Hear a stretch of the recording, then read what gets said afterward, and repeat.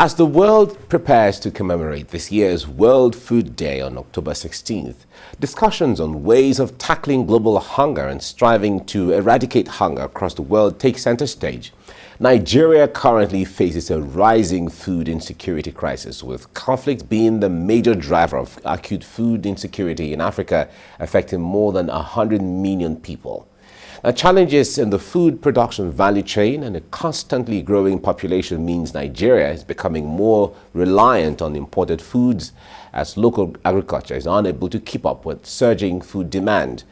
Presently, an estimated 12.8 million people are experiencing acute food shortage in the country.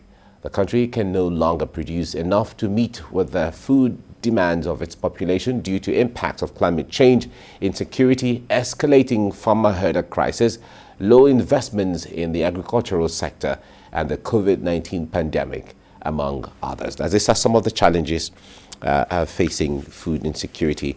Well, certainly, let's discuss right now on Zoom with the CEO and founder, Foodclique Support Initiative, Bolajoko Fadipe. Bolajoko, it's good to have you join me this morning. Good morning. All right, now, through the COVID period, you were involved with reaching out to people and giving food and relief to a lot of people within the city and even beyond. Now, as the world commemorates World Food Day, what do you see as some of the biggest challenges from your engagement with people? Thank you very much. Well, the biggest challenge from our engagement with people is still the rising number of people who are in need. It's almost 2 years since COVID-19 started, and to be honest with you, things have not really changed from people because there's increase in food prices, there's insecurity, and this continues to push more people into hunger, needing more relief, needing more intervention from private sectors, from individual, from government.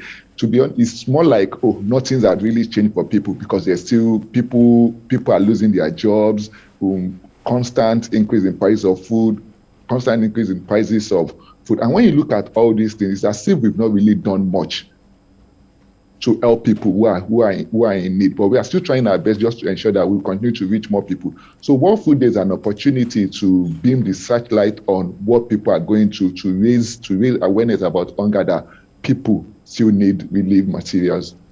All right. Now, you say it seems we have not done much. If we have to narrow down on what needs to be done, what should we be doing to change the narrative at this point? Yes. Firstly, like I always say, we have to invest in agriculture. If there's a regular supply of food items, that means people won't be spending so much, because when you realize that majority of people's money is going into buying of food, and even this food they want to buy is quite expensive for them, and since it's expensive, eating becomes difficult for them, which makes them face food insecurity. Food insecurity has been on the increase since even before COVID. There was food insecurity. So COVID just further exposed what people have been going to. So one, we need to invest in agriculture.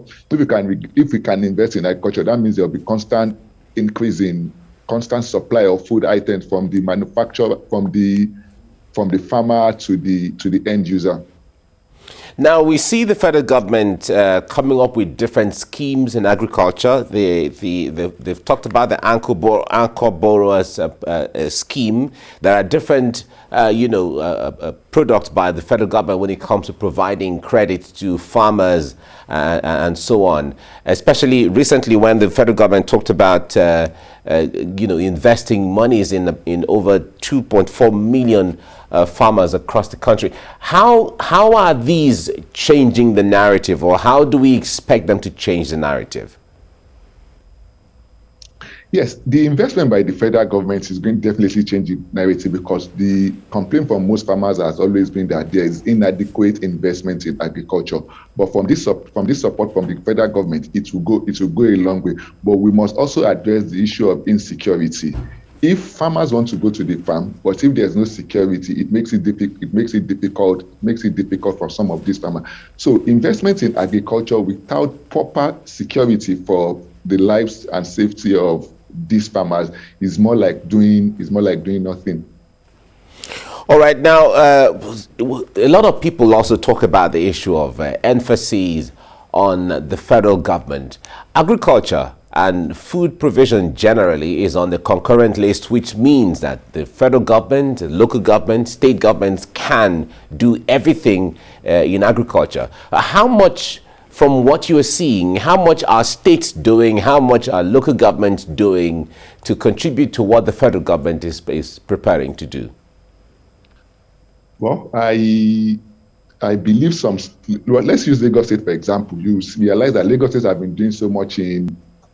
been investing so much in agriculture, like Lagos State and some other states in the southern part of Nigeria. If more states in the southern part of Nigeria can also invest in agriculture, in the local government level, I don't know much about what the local governments are doing, but I just believe that we just need to orientate ourselves. We need to educate ourselves more. We need to continue to push that.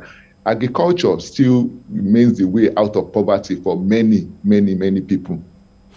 All right, now during the COVID, there were reports of hoarding of palliatives, and that led to a lot of misgivings here and there.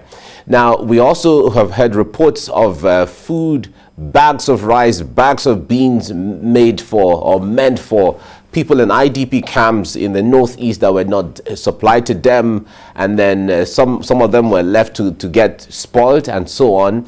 Now, when it comes to hoarding of food items and so on, how does this compound the situation? Well, it's always one is greed, and also secondly fear of the unknown. So some people, they feel that, oh, the best way for us is to hoard this thing and prevent some people from getting, because they don't even know what tomorrow holds for them. During the relief material, when relief were being given, some people just felt that, oh, let's keep hoarding this thing.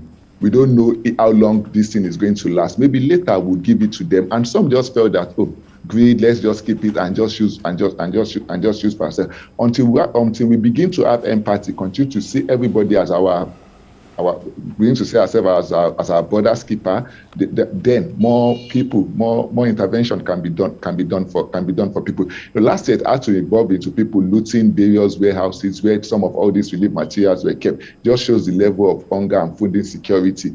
I believe we should continue to be there for many people, because there are still a lot of categories of people who are still in need. We have the senior citizen, we have children, we have the physically challenged. A lot of people fall into this hunger bracket, and nothing is being done. Well, let me say, a lot still needs to be done for some of all these people to prevent things like this in the future.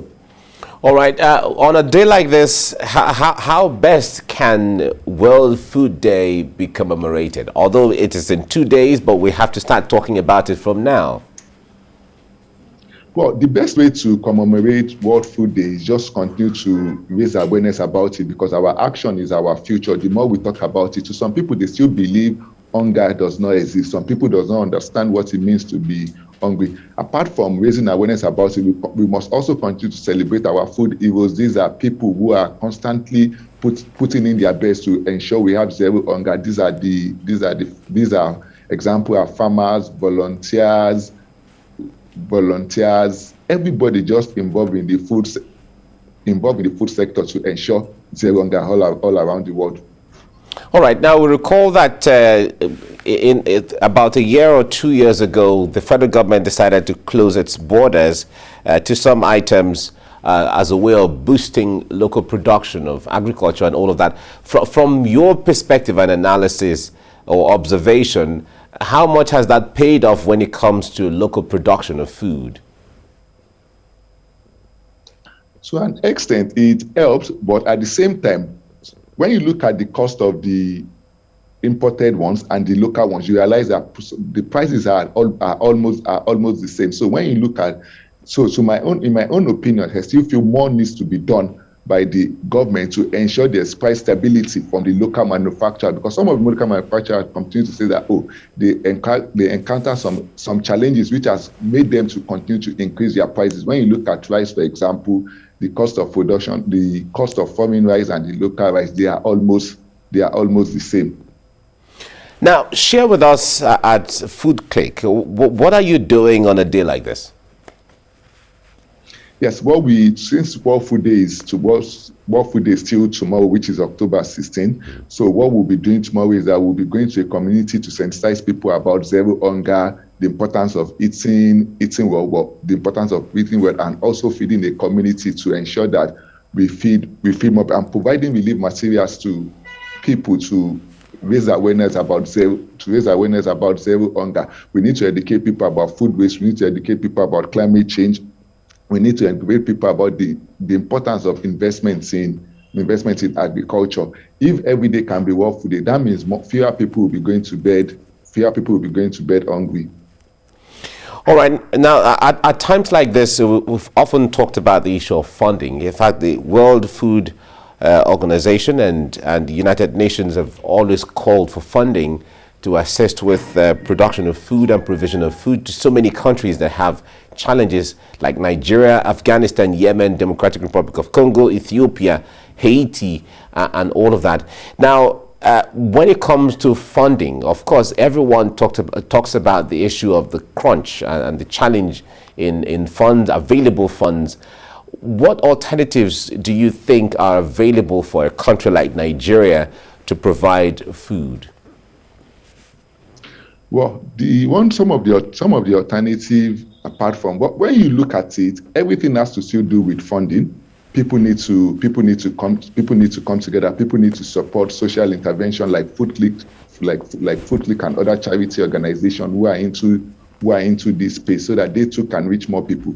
We are in Lagos, but when you look at the level of hunger especially in the IDP camp, what they are going through, you realize that they all need support. They need funding from the federal government. They need funding from WFP and especially from philanthropists. Yes, it has been a tough year for many people because of COVID-related crisis, but I still feel that we can still do more. People, especially philanthropists, they can invest in hunger eradication program, which will bring more people out of poverty. There's a free school meal program which can be invested in. A social service for senior citizens. That's also a thing that can be invested in too. All right, Bolajoko Fadipe, CEO of and founder of Foodclique, thank you so much for talking to us, and happy World Food Day tomorrow. Thank you very much. Great.